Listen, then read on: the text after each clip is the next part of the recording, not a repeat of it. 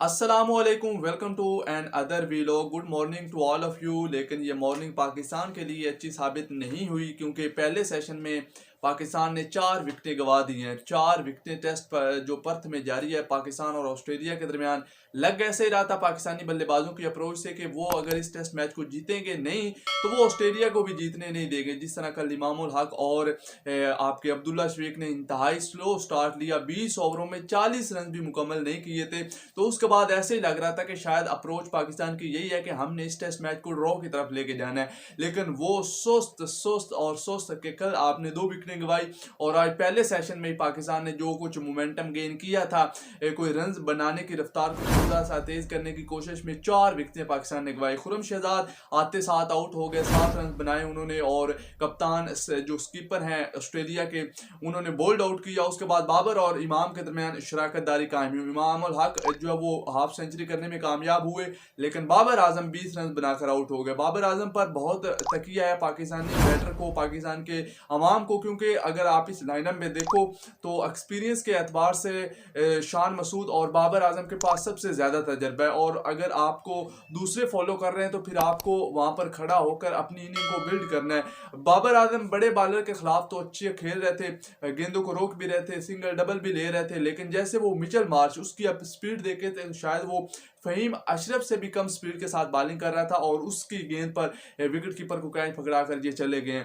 20 run Babar Azam ने बनाए हैं और जो एक था कि शायद पाकिस्तान क्रिकेट टीम कम अज कम 300 तो आसानी से क्रॉस कर जाएगी और 350 लग रहा था बोर्ड पर कि पाकिस्तान बना जाएगी जिस अप्रोच के साथ पाकिस्तान जा रहा है। लेकिन एक आधे घंटे के सेशन का जो पहले सेशन का आखिरी आधा घंटा था उसमें पाकिस्तान ने 4 विकेटें लूज की। बाबर आजम आउट हुए, जिनको मिचेल मार्श ने आउट किया। उसके बाद अगर आप देखो तो इमामुल हक बाबर आजम के जाते साथ ही वो थोड़ा सा अग्रेसिव होने की कोशिश की और नथन लाइन को निकल कर मार रहे थे। पहले उनकी तमाम गेंदें जो थी वो ठिप्पा खाकर सीधी जा रही थी, लेकिन वो आउट स्विंग थी, स्विंग हुई और वो उन्होंने भी अपनी 498 विकेटें मुकम्मल कर ली हैं। सिर्फ 2 विकेटों की दूरी पर हैं कि वो 500 विकेटें लेने वाले ऑस्ट्रेलियन पहले स्पिनर बन जाएंगे और ये बहुत बड़ा रिकॉर्ड है। मुरलीधरन के बाद ये उनका नाम लाजमी तौर पर आ जाएगा।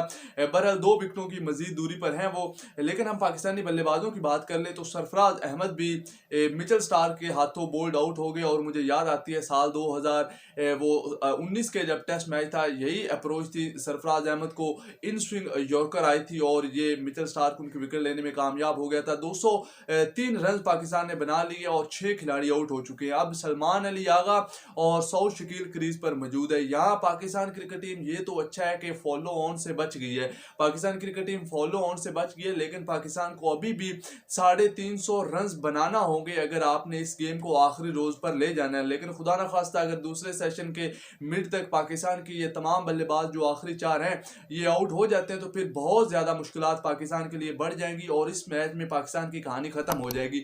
अगर 250 रन की भी वो लीड ले जाते हैं और आज का आखिरी सेशन खेलने, कल का वो पहला और दूसरा सेशन खेलने आपके खिलाफ और उसमें वो 300 और 200 ये 500 रन भी आपके खिलाफ बना दे तो वो 1.5 दिन में आपको आसानी से आउट कर लेंगे। तो ये टेस्ट मैच जो है वो अब ऑस्ट्रेलिया की गिरफ्त में जाता हुआ वाज़ह तौर पर नजर आ रहा है। लेकिन पाकिस्तान की अप्रोच भी एक तो स्लो थी, लग ऐसे रहा था कि शायद पाकिस्तान ने बल्लेबाज जो है वो ड्रॉ की तरफ जाएंगे, लेकिन शान मसूद के वो तेज 30 रन की वजह से तमाम को यकीन आया कि हम भी रन बना सकते हैं और सरफराज बाबर इसी अप्रोच के थ्रू जो है वो आउट हुए। और अभी तो नई गेंद आनी है, अभी 78 ओवर हुए हैं और 80 ओवर के बाद नई गेंद आनी है और उसके बाद ये पैट कमिंग्स भी आएगा, उसके बाद ये मिचेल स्टार्क दोबारा इस्तेमाल करेंगे।